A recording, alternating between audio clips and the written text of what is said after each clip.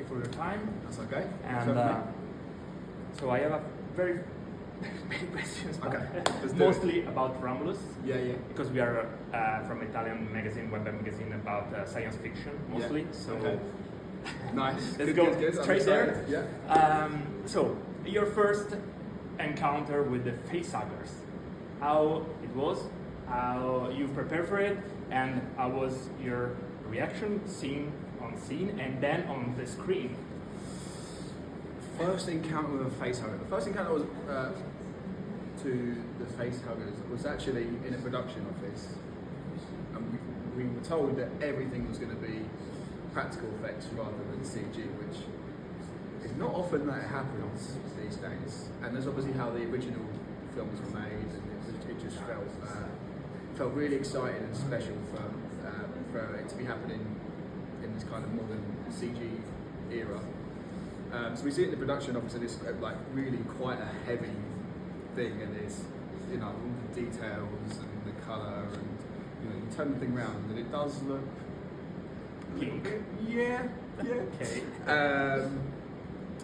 So that was our first time being able to hold it and see what we're going to kind of be see what's going to be thrown at us in the scene. So then in the cryo chamber, I think we shot that over around a week or two, just for that sequence, just because there were so many different moving parts, all the effects, and there's a lot of time setting up rigs, things on wires, so it did take us a little while. And yeah, in that scene we don't really have to act.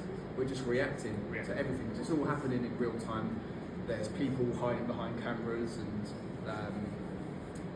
objects, and they're literally throwing the facehuggers at us. And each take we have no idea where they're going to come from. So we are really fighting for our lives in there, which was just made it for such a natural experience. And were you scared, kind of, when you see the movie finished?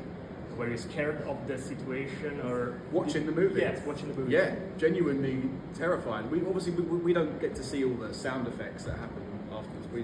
We're just doing it, and doing it to seeing the finished product with all the effects and all the hard work that goes into post production is really a hell of a difference. And seeing it, I saw it in IMAX for the premiere, and all those jump scares I was genuinely scared, and was so thrilling to watch. And what do you think is the most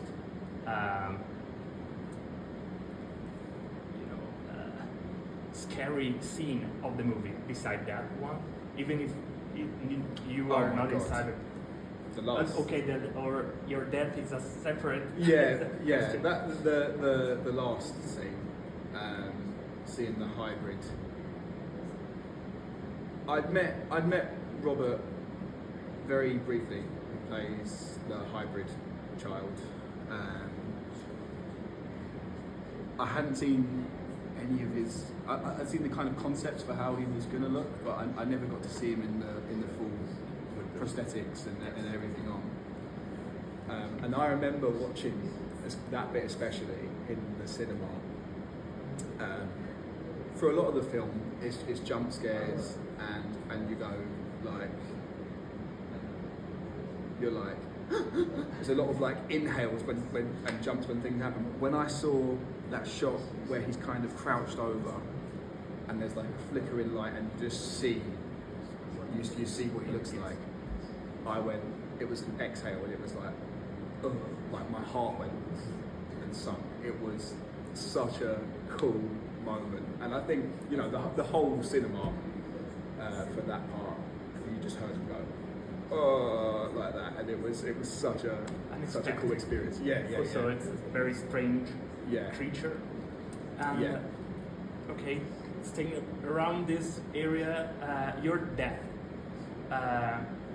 You have an encounter with a proper xenomorph. Yeah. So how was that filming it and acting in it?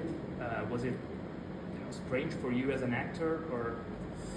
No, it wasn't strange. It was.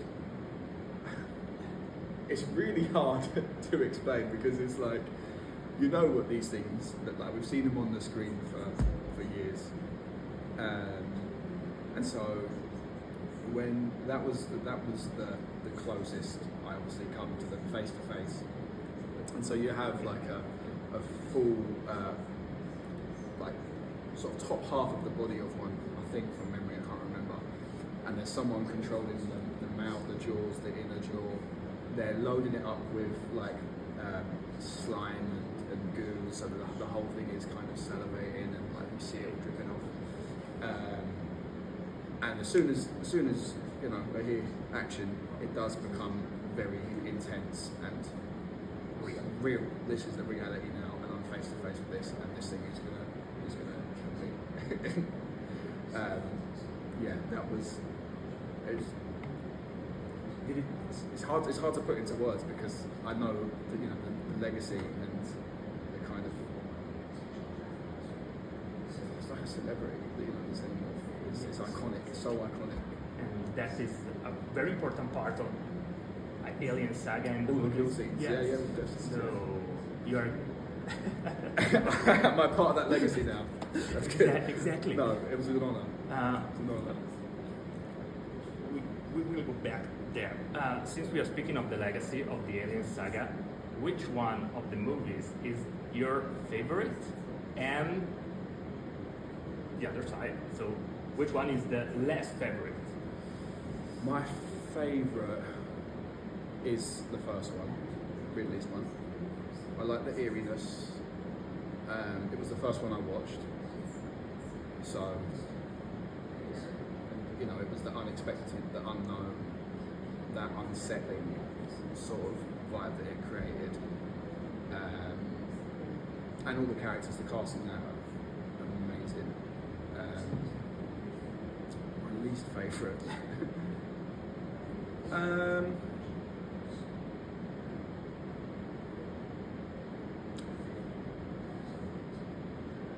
What's the was that Resurrection maybe? Mm-hmm.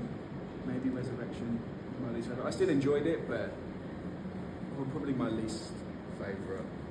I did really enjoy Prometheus. I know it gets a lot of criticism from fans, but I quite enjoyed the kind of existential questions. So I really enjoyed different path.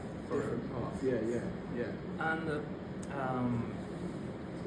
okay, you know, there have been rumors on the internet on Romulus about Ripley in there or not, or in another part of the, you know, the facility. Yeah.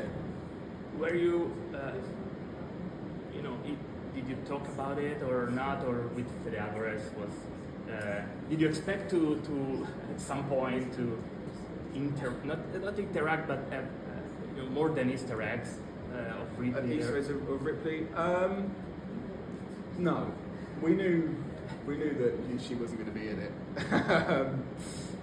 But we, you know, the Easter eggs of like the Xenomorph that she has a fight with us in the first Alien. We knew that one that was hanging up in the lab.